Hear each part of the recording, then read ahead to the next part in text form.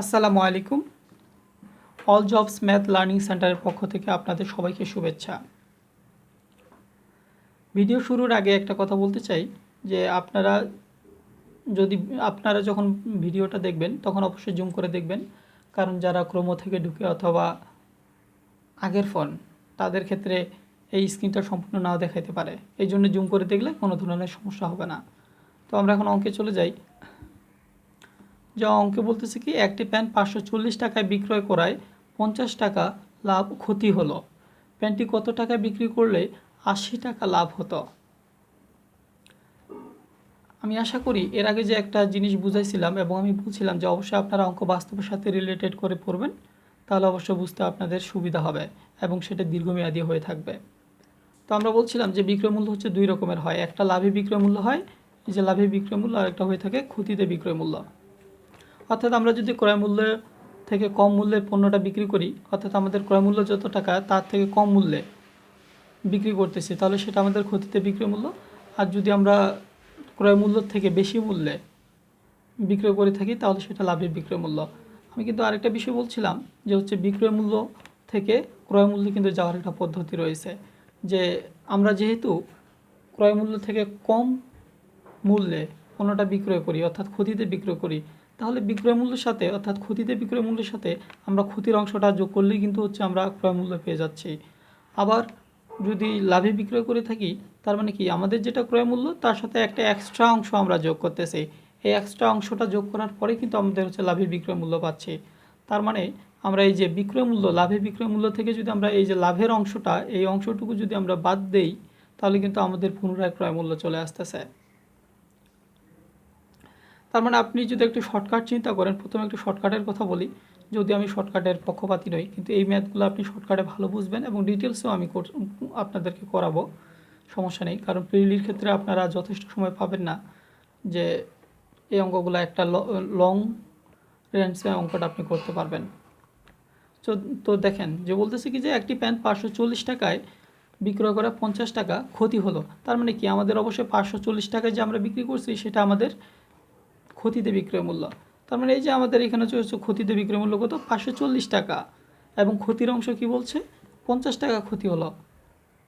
তার মানে এখন আমাদের হচ্ছে আমরা কিন্তু ক্রয় মূল্য পেতে পারি, অর্থাৎ ক্ষতিতে বিক্রয় মূল্যের সাথে ক্ষতির অংশটা যোগ করে দিলেই আমাদের কিন্তু অটোমেটিক ক্রয় মূল্য চলে আসতেছে। তার মানে কি যে হচ্ছে যে 540-এর সাথে যদি আমরা 50 যোগ করে দেই, তার মানে অটোমেটিক কিন্তু আমরা হচ্ছে 590 টাকা আমরা পেয়ে যাচ্ছি ক্রয় মূল্য পণ্যটার।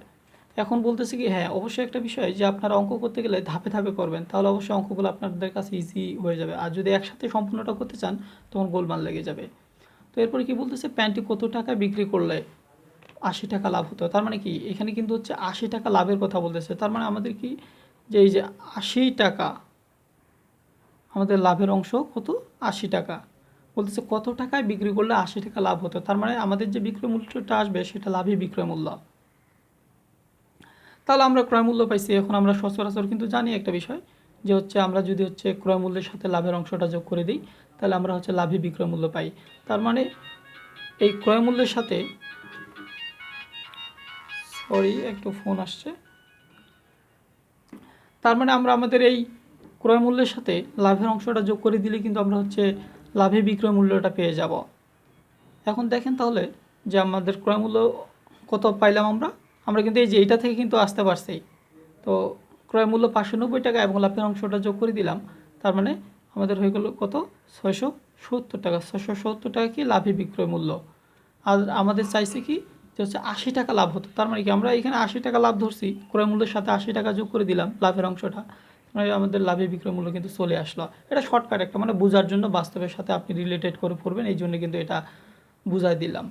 এখন এটাকে যদি আপনি অঙ্কে করতে চান, হ্যাঁ আরেকটা বিষয়, আপনার যদি যে সবসময় যে ক্ষতিতে বিক্রয় মূল্য দেওয়া থাকবে এরকমটা না, কিন্তু দেখা যাচ্ছে যে আপনাদের এমনও থাকতে পারে যে লাভে বিক্রয় মূল্য দেওয়া আছে 670 টাকা এবং লাভের অংশ দেওয়া আছে 80 টাকা। এখন আপনাদেরকে বলতেছে যদি আমাদের পণ্যটা বিক্রয়ে 50 টাকা ক্ষতি হয় তাহলে বিক্রয় মূল্য কত। তখন আপনারা কি করবেন, যে বিক্রয় মূল্য থেকে আমাদেরকে কিন্তু ক্রয় মূল্য যেতে হবে, কারণ আমরা যে কোনো মূল্য যদি বের করতে যাই তাহলে অবশ্যই আমাদেরকে প্রথমেই ফাইন্ড আউট করতে হবে ক্রয় মূল্য। ক্রয় মূল্যের কাছে যাইতে হবে, ক্রয় মূল্যের কাছে গেলে প্রত্যেকটা মূল্য আমাদের ইজি হয়ে যাবে।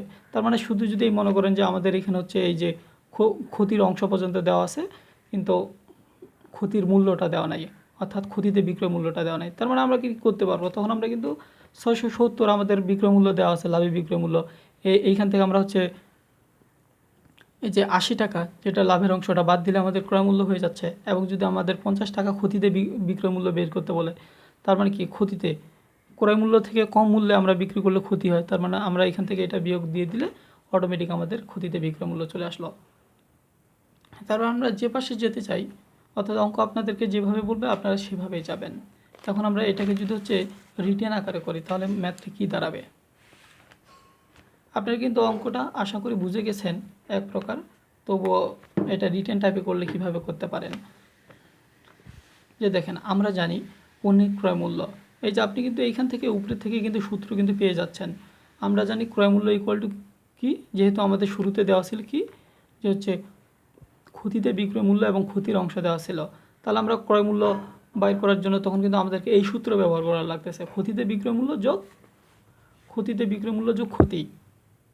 আর যদি আপনার বিক্রয় মূল্য লাভের বিক্রয় মূল্য দেওয়া থাকতো এবং লাভের অংশ দেওয়া থাকতো, তখন ক্রয় মূল্য বের করতে বলতো, তখন কিন্তু আপনি কিন্তু অটোমেটিক সূত্র কিন্তু এখানে আপনাকে পরিবর্তন করে ফেলতেন, যে লাভের বিক্রয় মূল্য বিয়োগ হচ্ছে লাভের অংশ, তাহলে বের হতে কিন্তু ক্রয় মূল্য।